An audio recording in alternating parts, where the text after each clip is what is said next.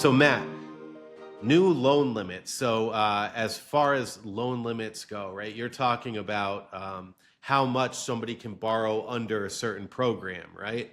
Yes, sir. Yep.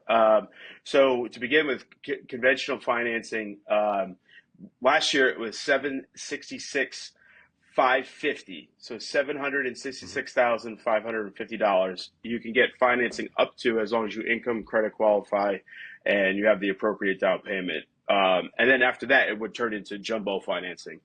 With the Mhm. new year, Freddie Mac and Fannie Mae have now increased that loan limit to 806,500, and that is awesome because a lot of folks, they when you're buying that type of house and you're in that type of price range, you want to try to get to conventional financing. The guidelines are a lot easier and more comfortable to deal with than jumbo financing. With jumbo financing, the FICO restrictions come into play. You have to have reserve requirements. There's debt to income ratio caps that are a little stricter than just standard conventional financing. Should you finance more and go into jumbo land, or should you stay in conventional? This makes it easier for those folks that, because they've increased that limit. And with FHA, the actual loan limit for a single family household is 524,225. VA actually doesn't have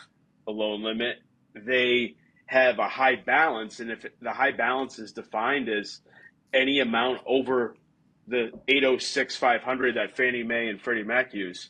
So going into the new year, it's important to be aware of these things because you might have been pre-approved for a max loan amount of 766,550 last Mhm. year, and if you were allowed to borrow more, but you couldn't go into jumbo land, you had to stay below that. Now they've, opened up, the threshold a little bit. So It's a good point.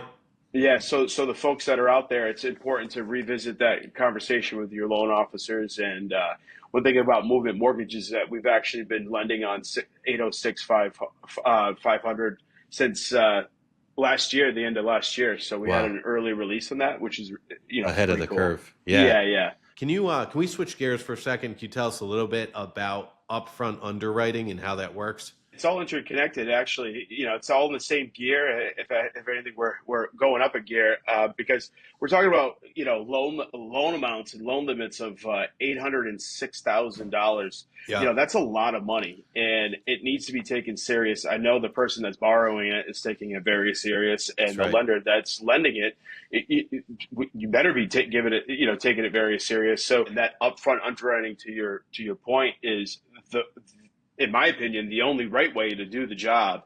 And that's to properly vet out with an underwriter before you go under contract on a house. So the Yep. only things that are missing in order to issue that clear to close, which is so highly sought after, are the property specific items. And it takes the lending part of it out of the process of the purchase and sales Hmm. agreement.